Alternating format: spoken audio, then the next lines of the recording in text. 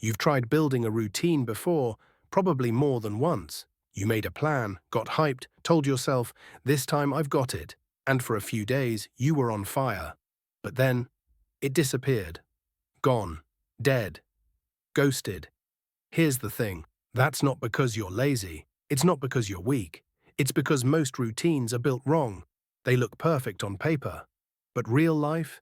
That's where they fall apart. Here's the trap most people walk straight into. They build routines for the fantasy version of themselves, not the real, sleep-deprived, sometimes overwhelmed human version.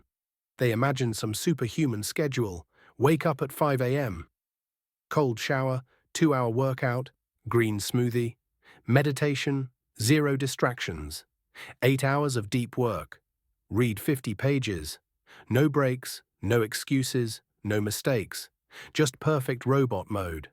That's not a routine, that's a delusion. Of course it collapses. You can't brute force your way from chaos to perfection overnight.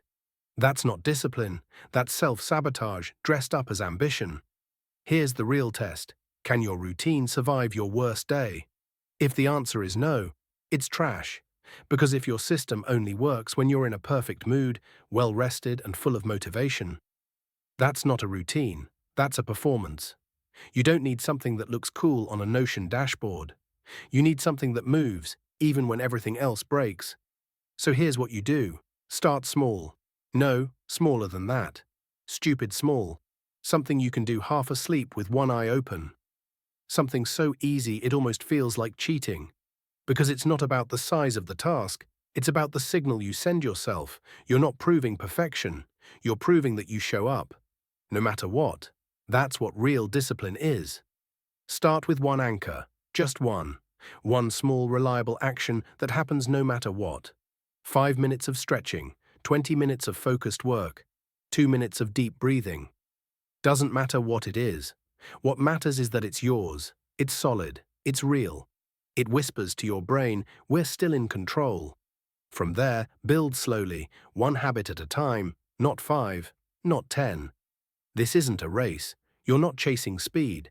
You're building stability. Every habit in your routine should fight for its place. Ask, does this make me sharper? Does it make me calmer? Does it make me stronger? If not, cut it. If it's just there to make you feel busy or copy someone else, cut it. You don't need noise, you need power. Because when your routine is finally built around who you really are, you stop battling yourself every morning. You stop overthinking. You stop quitting. Your routine becomes a machine. You don't need motivation anymore. You don't even need to feel like it. The system runs, and you run with it. Your space gets cleaner, your mind gets sharper. Your confidence stops shaking because it's built on evidence, not hype. People notice.